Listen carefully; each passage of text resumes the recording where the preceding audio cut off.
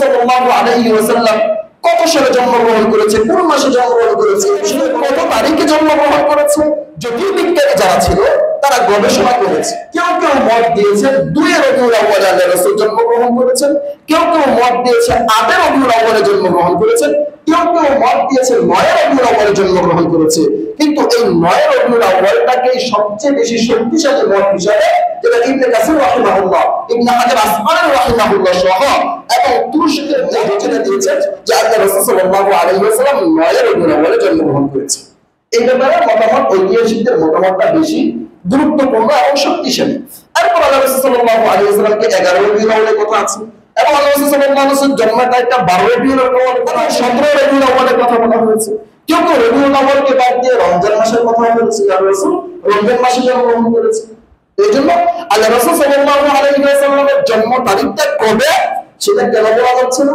তাই বলেছিলাম যে আগের জামানায় এই তারিখগুলো লিখে রাখা হতো না। এখন যদি আপনি দেখেন যে আমরা যদি দেখি যে আমাদের বাবা অথবা আমাদের বাবা বাবা দাদা বা এর পূর্বপুরুষ আমাদের দাদার জন্ম তারিখ কিন্তু বলতে পারবো না, বলা হয় মিলাদুন নবী সাল্লাল্লাহু আলাইহি ওয়াসাল্লাম।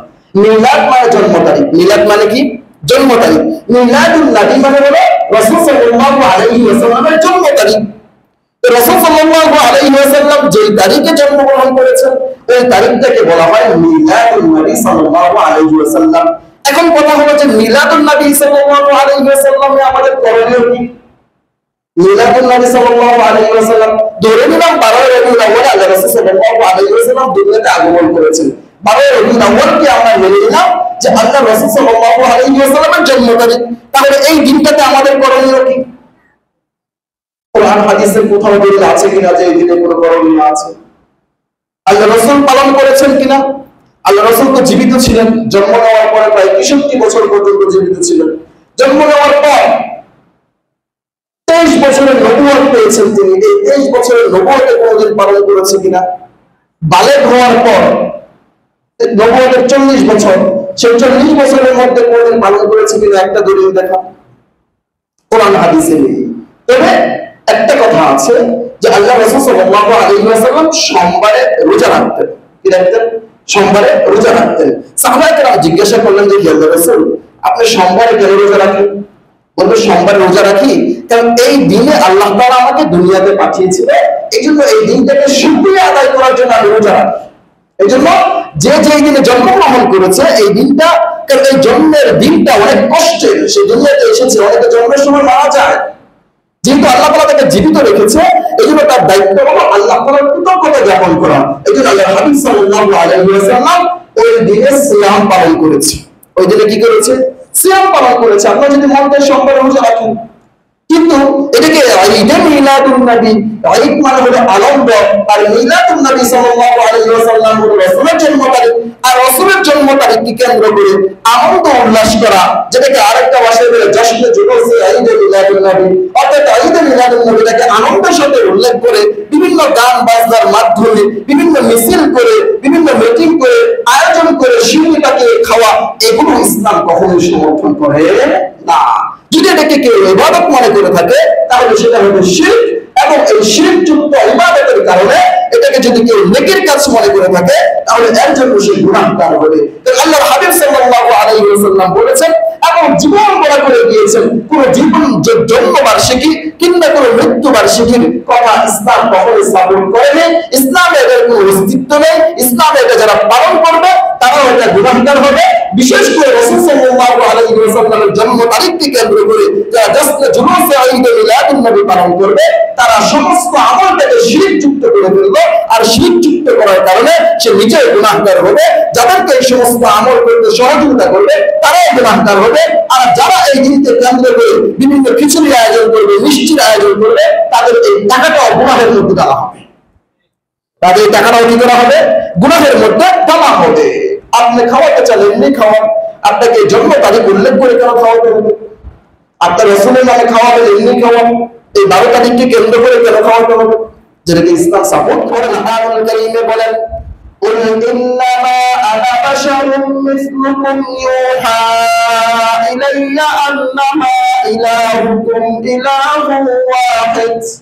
আল্লাহ তাআলা নবীকে বলেন, কারণ আল্লাহ তাআলা জানতেন যে একজন মানুষ বের হয়ে আমার রাসূলকে তারা বিভিন্ন ভাবে কথা বলবে যে সে তো নবী, সে তো মানুষ না, সে তো মানুষের মাটির তৈরি না, সে তো নূরের তৈরি।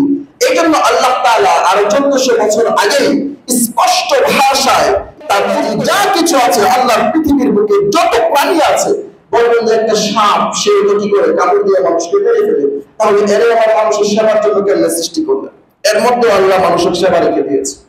যত কিছু দেখেন সবকিছুর মধ্যে কি রেখেছে?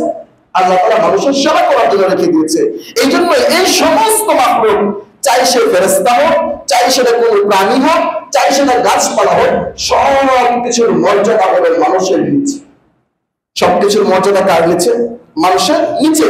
তাহলে আপনি যদি আমার নবীকে মানুষ না বানান, তাহলে তাকে সর্বশ্রেষ্ঠ কিভাবে বানাবেন?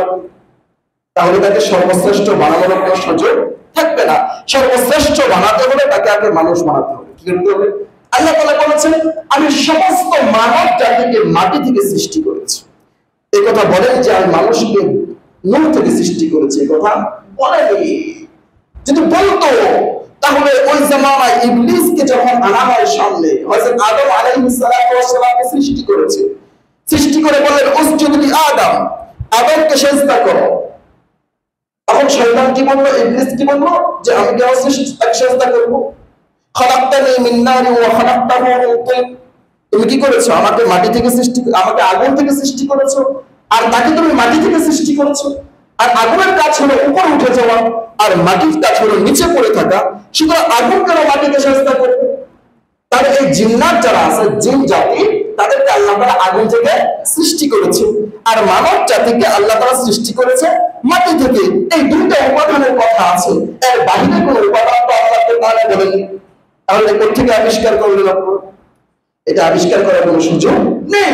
যেখানে আদম আলাইহিস সালাতু ওয়াস সালাম আর সমস্ত নবী রাসূল, সমস্ত মানব জাতি হলো আওলাদু আদম অথবা বনি আদম, আদম আলাইহিস সালাতু ওয়াস সালামের সন্তান।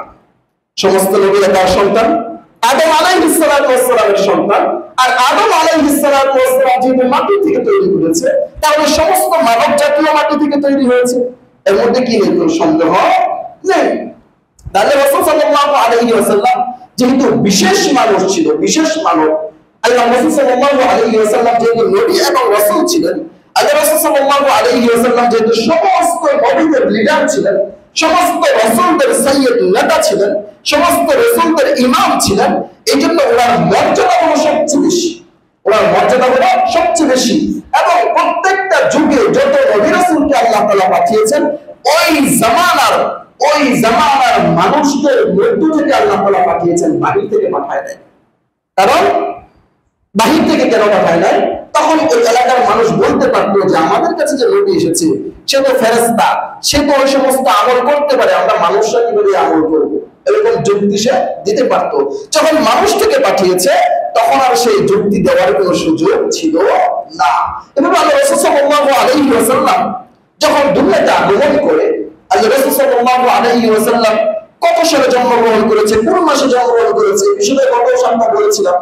যে আল্লাহ রাসূল কত তারিখে জন্মগ্রহণ করেছে এটা আগে বলা সম্ভব না। এটা কেউ নিশ্চিতভাবে বলতে পারবে না। বাকি জ্যোতির্বিজ্ঞানী যারা ছিল তারা গবেষণা করেছে যে 1100 বছর পূর্বে আল্লাহ রাসূল সাল্লাল্লাহু আলাইহি ওয়াসাল্লাম যে হস্তি বাহিনী ছিল, হস্তি বাহিনীর কেউ কেউ বলে প্রায় 50 দিন পরে, অথবা কেউ বলে যে 2 মাস পরে, এরকম একটা কথা আছে যে এতদিন পরে আল্লাহ রাসূল জন্মগ্রহণ করেছেন। এই হস্তি বাহিনীকে কেন্দ্র করে পরবর্তী ওনার জন্ম সংখ্যা হিসাব করেছে জ্যোতির্বিজ্ঞানীরা। জ্যোতির্বিজ্ঞানীকে হিসাব করে কেউ কেউ মত দিয়েছে 2 রবিউল আউয়ালে আল্লাহ রাসূল জন্মগ্রহণ করেছেন, কেউ কেউ মত দিয়েছে 8 রবিউল আউয়ালে জন্মগ্রহণ করেছেন, কেউ কেউ মত দিয়েছে 9 রবিউল আউয়ালে জন্মগ্রহণ করেছে। কিন্তু এই 9 রবিউল আউয়ালটাকে সবচেয়ে বেশি শক্তিশালী মত হিসাবে, যেটা ইবনে কাসির রাহিমাহুল্লাহ, ইবনে হাজার আসকালানি রাহিমাহুল্লাহ সহ এবং তুরস্কের যে জ্যোতির্বিজ্ঞানী ছিল কামাল পাশা, তিনি যে গবেষণা করেছিলেন, এই গবেষণা করে সবচেয়ে শক্তিশালী মত যেটা দিয়েছেন যে আল্লাহ রাসূল সাল্লাল্লাহু আলাইহি ওয়াসাল্লাম 9 রবিউল আউয়ালে জন্মগ্রহণ করেছেন। এই ব্যাপারে মতামত ঐতিহাসিকদের মতামতটা বেশি গুরুত্বপূর্ণ এবং শক্তিশালী। এরপর আল্লাহ রাসূল সাল্লাল্লাহু আলাইহি ওয়াসাল্লামকে 11 রবিউল আউয়ালে কথা আছে, এবং আল্লাহ রাসূল সাল্লাল্লাহু আলাইহি ওয়াসাল্লাম জন্মের তারিখটা 12 রবিউল আউয়ালে কথা আছে, যেটা আমাদের সবার মাঝে প্রসিদ্ধ, এটা মানুষের মুখের মধ্যে বেশি প্রসিদ্ধ, যেটাকে 12 রবিউল আউয়ালে কথা বলা হয়েছে। এবং 17 রবিউল আউয়ালে কথা বলা বলেছে। কেউ কেউ রবিউল আউয়ালকে বাদ দিয়ে রমজান মাসের কথা বলেছে, আল্লাহ রাসূল রমজান মাসে জন্মগ্রহণ করেছে। এই জন্য আল্লাহ রাসূল সাল্লাল্লাহু আলাইহি ওয়াসাল্লামের জন্ম তারিখটা কবে সেটা কেন বলা হচ্ছে না? কারণ বলেছিলাম যে আগের জামানায় এই তারিখগুলো লিখে রাখা হতো না। এখন যদি আপনি দেখেন যে আমরা যদি দেখি যে আমাদের বাবা অথবা আমাদের বাবার বাবা দাদা বা এর পূর্বপুরুষ আমাদের দাদার জন্ম তারিখ কিন্তু বলতে পারবো না, বলতে পারবো, বলবে যে হয়তো বলবো 88 জন্ম বন্যার আগে, অথবা বলবে যে যুদ্ধের আগে জন্মগ্রহণ করেছে। এরকম একটা ঐতিহাসিক দিনকে কেন্দ্র করে আমরা সাধারণত কি করে থাকি, এই জন্ম তারিখগুলো আমরা নির্ধারণ করে থাকতাম আগে। কিন্তু বর্তমান জামানায় আসার কারণে, এটা আধুনিক যুগ আসার কারণে জন্মগ্রহণ করার পরে তারিখ লিখে রাখছে। আবার ফেসবুকে পোস্ট দিয়ে দিয়েছে যে আজ সকাল 10টায় আমার একজন পুত্র সন্তান জন্মগ্রহণ করেছে, সবাই আমার জন্য দোয়া করে। কি করছে? এটা লিখে রাখার দ্বারা এটাও তার কি হয়ে যাচ্ছে, একটা প্রমাণ হয়ে যাচ্ছে তার তারিখ হিসেবে। আবার এখন বার্থ সার্টিফিকেট আছে, জন্ম সার্টিফিকেট, জন্ম সনদ আছে, সেটা তারিখ উল্লেখ আছে। কিন্তু আগের জামানায় এগুলো ছিল না। না থাকার কারণে আল্লাহ রাসূল সাল্লাল্লাহু আলাইহি ওয়াসাল্লাম কোন তারিখে জন্মগ্রহণ করেছেন এটা কেউ বলতে পারছে না। বাকি ধারণা করে বলছে, কেউ ঐতিহাসিক গণনা করে বলছে। এখন আপনি যেটা বিশ্বাস করেন সেটাই মানতে পারেন, সমস্যা নেই। এখন কথা হলো যে আমি জন্ম তারিখ দিয়ে আমার কাজটা কি, যেটাকে আরবিতে বলা হয় মিলাদুন নবী সাল্লাল্লাহু আলাইহি ওয়াসাল্লাম। মিলাদ মানে জন্ম তারিখ। মিলাদ মানে কি? জন্ম তারিখ। মিলাদুন নবী মানে হলো রাসূল সাল্লাল্লাহু আলাইহি ওয়াসাল্লামের জন্ম তারিখ। রাসূল সাল্লাল্লাহু আলাইহি ওয়াসাল্লাম যে তারিখে জন্মগ্রহণ করেছেন ওই তারিখটাকে বলা হয় মিলাদুন নবী সাল্লাল্লাহু আলাইহি ওয়াসাল্লাম। এখন কথা হলো যে মিলাদুন নবী সাল্লাল্লাহু আলাইহি ওয়াসাল্লামে আমাদের করণীয় কি? মিলাদুন নবী সাল্লাল্লাহু আলাইহি ওয়াসাল্লাম ধরে নিলাম 12 রবিউল আউয়াল আল্লাহ রাসূল সাল্লাল্লাহু আলাইহি ওয়াসাল্লাম দুনিয়াতে আগমন করেছেন। 12 রবিউল আউয়ালকে আমরা মেনে নিলাম যে আল্লাহ রাসূল সাল্লাল্লাহু আলাইহি ওয়াসাল্লামের জন্ম তারিখ। তাহলে এই দিনটাতে আমাদের করণীয় কি? কোরআন হাদিসের কোথাও দলিল আছে কিনা যে এই দিনে কোনো করণীয় আছে? আল্লাহ রাসূল পালন করেছেন কিনা? আল্লাহ রাসূল তো জীবিত ছিলেন, জন্ম নেওয়ার পরে প্রায় 63 বছর পর্যন্ত জীবিত ছিলেন। জন্ম নেওয়ার পর 23 বছরের নবুয়ত পেয়েছেন তিনি। এই 23 বছরের নবুয়তে কোনদিন পালন করেছে কিনা?